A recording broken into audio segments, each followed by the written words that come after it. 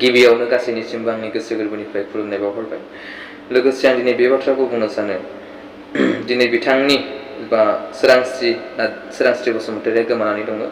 बिथांनि हौवा समल बसुमतारिया माखासे बाथ्रा फोरमायहरदों। नोंथांमोना भिडिअखौ जोबजासे नायोब्ला बुजि मोनगोन।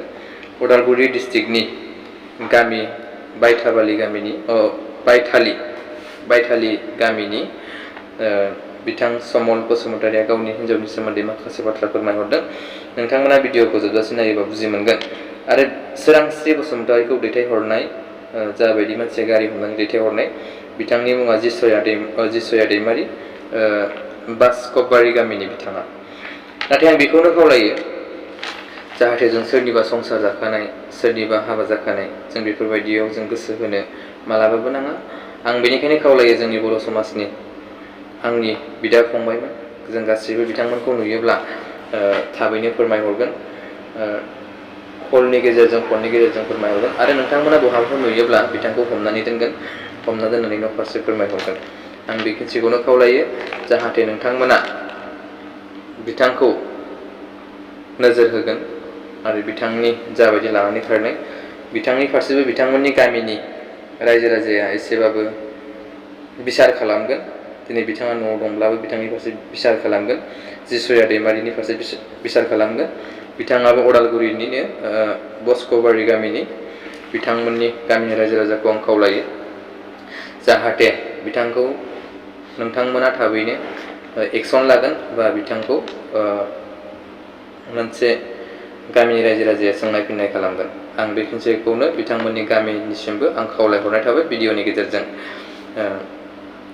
आं बिथांमोननि नाम्बारखौ स्क्रिनाव होनानै होगोन। नोंथांमोना कल खालामबानो जाबाय आरो कल खालामना खोन्थाहरबानो जाबाय।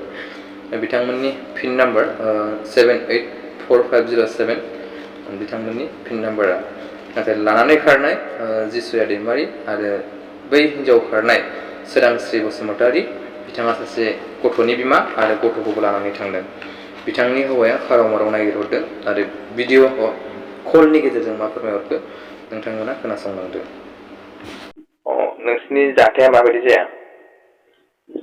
गेदेर दाख्लै सुनिबार खालि आरोना, ओमफ्राय फुङावनो आं खामानि थांदोंमोन। ओमफ्राय खामानि थांखालि जेनेबा न'आव 11ता बाजियावनो आरोना, ओमफ्राय दुगैनो होननानै ओरै जि जोम लानानै लेथ्रायैनो गानदों बे जिखौ। ओमफ्राय गाननानै दंग'थिं थांदों आरो दंग'थिं थांनानै ओमफ्राय बिफाया होनदों आरो मा गथ' गथाय सान्दुं गोसायाव लानानै मा थांलाय फैलाय खालामबाय थादों होननानै बुंदों आरो। ओमफ्राय बाल्थिंखौ दोनथ'नानै ओरै दुगैनो थांनाय बायदि थांबायनो आरो।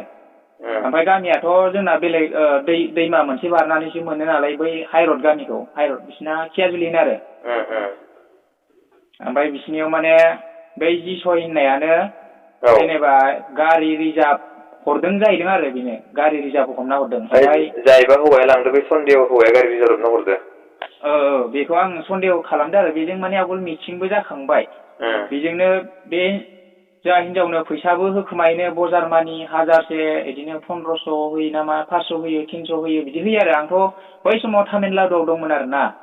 तामिलनाडु थानाय समाव माने फनखौ बियो गंसे बायना लादों। बे बायना हरदों ना आंनि फैसाजों लाखो आं बेखौ मिन्थिया। बेखौ फननि सेहेराखौबो आं नुवाखै आरो न'आव फैबाबो आङो देखायाखै। माने हाग्रायाव दोनखोमा रायलायनानै ओमफ्राय बिदिनो उनाव आङो आरो अरुणाचलाव आङो सिमसा बस्तियाव खामानि मावनो थांबाय। बेयावबो खामानि मावनो थांनायाव बिदि नोंसा हिन्जावा नोंसा नोम्बनाव आलासि जानो थांनायाव बिदि हौवा लांफादों जाहैबाय बिदि खोनाबाय। ओमफ्राय दानाबा जोंहा आदानि हिन्जावा ओमफ्राय ओरै हजोंबो माने बिसोरखौ सोंबायनो आरो, नोंसोर हौवा हिन्जाव नामा, बिदि मानो फैदों?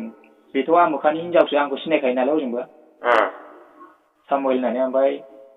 ओमफ्राय जों जेबो नङा बिदिनो आं आबैसो जायो मा जायो सोमोन्दोआव आबै। ओमफ्राय बिदिनो मानसिफ्रा होननाय मथेबा सनाबो होनोनो आरो मालाबा। जोंहा हिन्जावा सनाबो होनहरोनो, जिसय सना मा सना मानसिफ्रा बुंसोदो आरो। ओमफ्राय सिगाङाव बै हौवाया नोंनि हिन्जावखौ लाना थांखांबायमोन नामा बहाबाफोर? लाना थांनाय बायदियानो जाबाय। जेनेबा ओरै ट्रेनजों फैदोंमोन, बिब'बो फैफादों आलासि जानानै आरोना। ओमफ्राय बिब'जों ओरै फैफानायाव दिखियाजुलि स्टेसन मोनबा बेनिफ्राय जोंहा बाजैया बुंहरबायनो, नोंसोरखौ बुनो नागिरदों गामियाव एकदम जमना दंजोबो होननानै। बेनिफ्राय फोरसा फोरसि खारबायनो आरो। बिसोरखौ दा जमा खारदों ना मादों मिथिला गावसोरथ' होनदों एक्सट्रा थांदों दिखियाजुलि टाउननिफ्राय आंथ' फोथायाखै बिसोरो जयै थांदों अबेबा ओमफ्राय दाख्लैबावै खोनाबावदों सोरबा हजोंहाय अबेबा गुवाहाटियाव रुम भारा थाहैदों होननानै ओमफ्राय फुङावनो उदालगुरियाव फैफिननानै ओमफ्राय मोनायाव सफैदों दै बिसोरो बिदि ओमफ्राय मिटिंबो जाखांबाय ओमफ्राय गाज्रि सोमोन्दो देहायारि सोमोन्दो थाङाखै होनदों आरोना बियो ओमफ्राय खेनसेल' किस खालामदों होनना बुंदों हस्पिटालाव ओमफ्राय बियो माने आंनि हिनजावनि थाखाय ओरैबायदि गला माने बे जेनेबा सनितपुरसिमबो बाइकजों दोनहैदों बियो गावनि जोंहा बेवहाय जायो आरोना हिनजावनि बिब' बेयावबो बाइकजों दोनहैदों बियो गथ' लानानै होमबा मा फोथायबावगोन बेखौ ओमफ्राय बै हौवाया हिनजाव दंखायो नामा दंखायो गावनि हिनजावखौ बासिनो बे बुरि होननानै एसे राग'नाय आरो ओरैबायदि गामिफ्रावबो बुंलाबायो सोरजोंबा बहुद लेनदेन दं मा दं दा बेनिफ्राय जोंनि बर' समाजनि बिदा फंबायफोरनिसिम मा खावलायहरनो सानो जाहाथे नोंनि हिनजावखौ बहाबाफोर नुयोब्ला आं बेखौनो बुङो जेनेबा आंनि हिनजावखौ जेरावखि नुवा माने हमनांगौ आरो आंनि कन्टेक्ट नाम्बाराव खिन्थाहरनांगौ आरो ना ओमफ्राय बेखौ हमनानै दोननांगौ आरो ना ओमफ्राय सोंनांगौ मानि थाखाय खारदों जेनेबा जेरावखि नुवा मानो आंनि बर' समाजनि आइ आफा आदा बाजै आबौ गुमै गासैखौबो बुंहरनाय थाबाय जेनेबा हमनानै दोननांगौ आंनो खिन्थाहरनांगौ आरो जेनेबा आं न'आव फैफिनजानो लुबैयो आरोना बेखौ ओमफ्राय आंथ' बेखौ खारनोबो होआखै जेबो होआखै आरो बे साबेसे गथ' दंमोन गथ'आ सासेल' दङ बेयो 4 बोसोर जासिगोन नभेम्बर सफैबानो बे गथ'खौबो लाना थांदों बियो आरो बे अट' रिजार्भ हमना हरदों आरो बे अट' रिजार्भ हमनायावनो अनेक खोथा रायलायनो हागौ बियो आरो फनबो गिदिर दं होनना बुंदों खियाजुलि गामियावसो गाखोयो नालाय जोंनिया मानसिफ्रा नुदों आरो मबाइल गिदिरबो लादों ओमफ्राय अट' आवलाया जै फैनाय लोगो लोगो गाखोबायनो ओमफ्राय मानसिफ्रा गामिनि सिनाखिफ्रा गारिखौ लाखिदों आरो गारि मोननो थाङा नालाय जोंथिं र' जोंबो गाखोना थांफानो रावखौबो गाखोआखैनो ओमफ्राय सासे दंलारि मोनसे गामिनि सेंग्रा बेल' जेनथेन गाखोना थांनो हाबायनो ओरैबायदि बेंकआव आंहा खामानि दङ एकदम इमारजेन्सि थौ होननानै मासबाद टाउन एकदम दाब्रायबायनो रावखौबो गाखोनो होआखैनो थिनालियावबो दसेल' लाखिहोबायनो आरो ओमफ्राय बेहाथ' बेंसिमारि ना मायाव रिजार्भ दंहैयो होनदों आरो बेयो नंगौना नङा ना आंनि हिनजावखौसो ओरै अरां टाउनफोरनिफ्राय लांखोमाखो ना बेलेगनो गावनि लोगोफोरनि सोरबाफोर हिनजाव गैयैफोरनोसो सोमजायना हरगोन ना अबेबा दोनखोमा हैथ'खो आं बेखौ जेबो मिथिला आरो ओमफ्राय गावलाय न'आवनो दं ओमफ्राय गावनि हिनजावाबो होनदों आंनि हौवाखौल' नुबाय थायो जेनेबा बे गारि हमना हरनाय हिसाबैसो आं एसे सन्देह खालामदों आरो ना नङाबाथ' आं बेखौ जेबो साना बेनि नामा जिसय आरो ना ओमफ्राय जोंहा हिनजावनि नामा सोरांस्रि बसुमतारी फिसाजोनि नामा लिया आंनिया सामुवेल जायखिजाया गथ'खौबो लाना थांबाय आरो ना गथ'खौबो लाना थांदों नोंसिना जायगाया मा गोलैयो एड्रेसा जोंना ओरैनो उदालगुरि डिस्ट्रिक्ट ओमफ्राय मासबाद लालपानि थाना ओमफ्राय ओरै मासबादावबो थाना दं ओमफ्राय फाथकपुर पस्ट अफिस फाथकपुर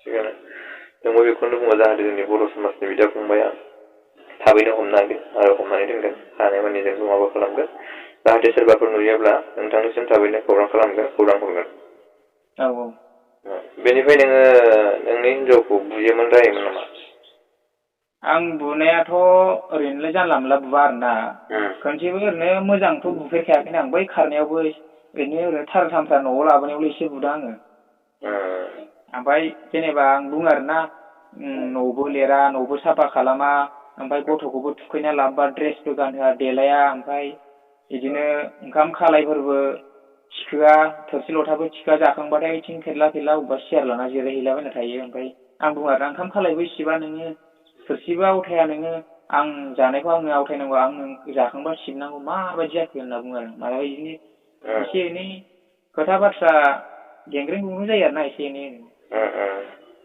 आं मावजानो लुगैयो आरोना एसे एनै सिलाफोरखौ न'फोरखौ साफ सिखोन दोनजानो लुगैयो ओरैबादि गादा गुदा दोनो न'फोरखौबो दाउ एरफबजोबनाय एकदम उरला उरलि जेबो मावा मथ'थे थिगानो दे जागोन दे ओमफ्राय जेरावखि थाया फैजानो लुगैयो आरो आं थेंक इउ